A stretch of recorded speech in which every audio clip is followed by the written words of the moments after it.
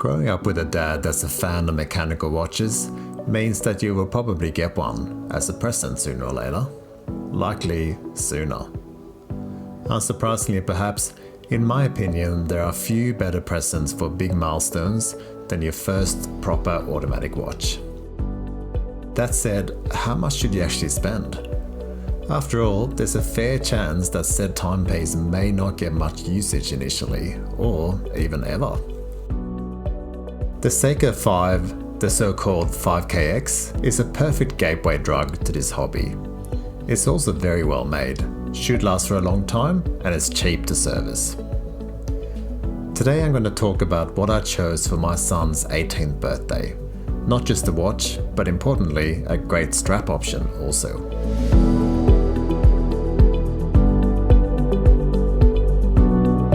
I'm slowly but steady building up my channel, and I would really appreciate a like and subscribe. It would mean a lot. Thank you. So in my consideration process, there were a few things I knew.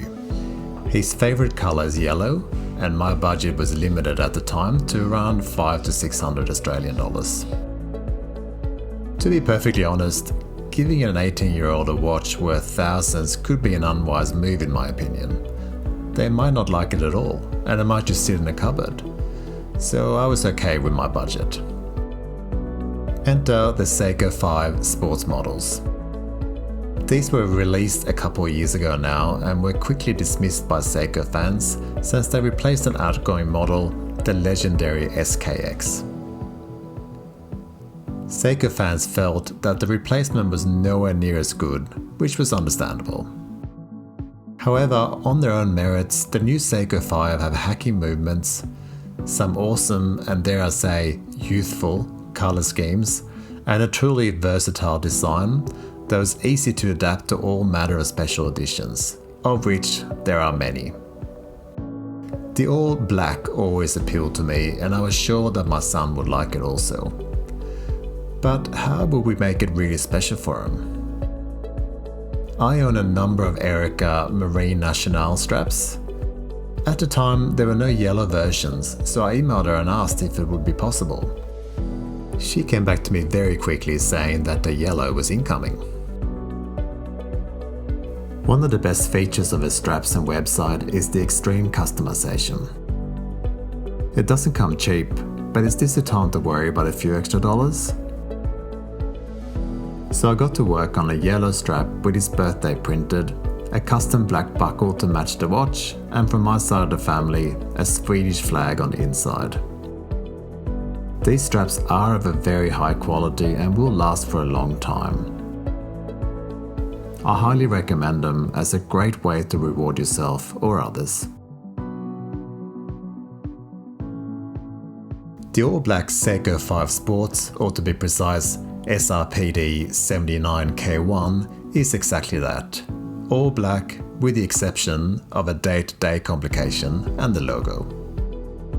A nice detail there is the white on black for all days except Sunday, which is red. And you can also have your days in Japanese if you want. One particularly unique feature is the black lume. I had never seen this in person and to be honest wasn't expecting much. It turns out, whilst it's certainly not as bright as Seiko's normal offering, it definitely holds its own. But even more so when charged up with a UV light, as per the video here. It fades much quicker than normal lume, but for a blacked out dial, it's impressive. The indices are attractive with some interesting shapes and they catch enough light to be readable. I would not call it the most legible dial in the world, but it's also far from the worst. The 5 logo is an acquired taste to many, but I dig it. To me, it looks like a Superman S that's slightly distorted. And I think you could definitely be associated with far worse superheroes than that one. The case color is all black, and considering my son's worn this for over a year now, it's clearly pretty tough since there's not a single mark on this watch. The signature Seiko 4 o'clock crown is also in a good condition. As mentioned, it's not screw-in, so you can wind up the watch immediately, unlike its predecessor which coined the phrase the Seiko shuffle. Basically, if your watch had stopped, you had to shake or move the watch to wind it. It also hacks, meaning when pulled out completely, all hands stop so you can set precise time. The blacked out dial is covered by Seiko's Hardlex crystal. I think that's fine here since it is protected by a bezel, but Hardlex does scratch easily in my experience. When turning the watch over, you get a nice open case back showing off the 4R35. I say showing off, but it's not exactly high horology stuff here. That said, I always remember my first open case back, which was a Seiko, and I loved it. I think it's the right approach here.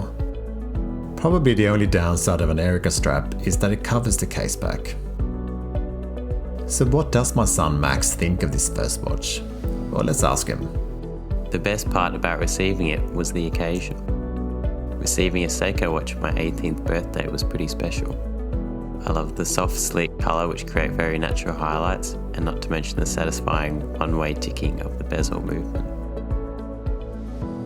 Well, one thing's for sure, Max will remember when and why he received this present, and with a bit of luck, it'll last a long time. Seiko is the perfect brand to get started with automatic watches. They make well-made and reliable watches for affordable prices. As for many other watch brands, they do seem to be wanting to move up market, sometimes with mixed results. If you are looking for your first Seiko for yourself or a significant other, the main issues to look out for is alignment between chapter rings and bezel markers.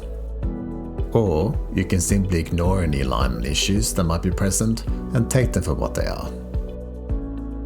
I'm genuinely interested to hear your experiences with gifting watches to your kids or a significant other.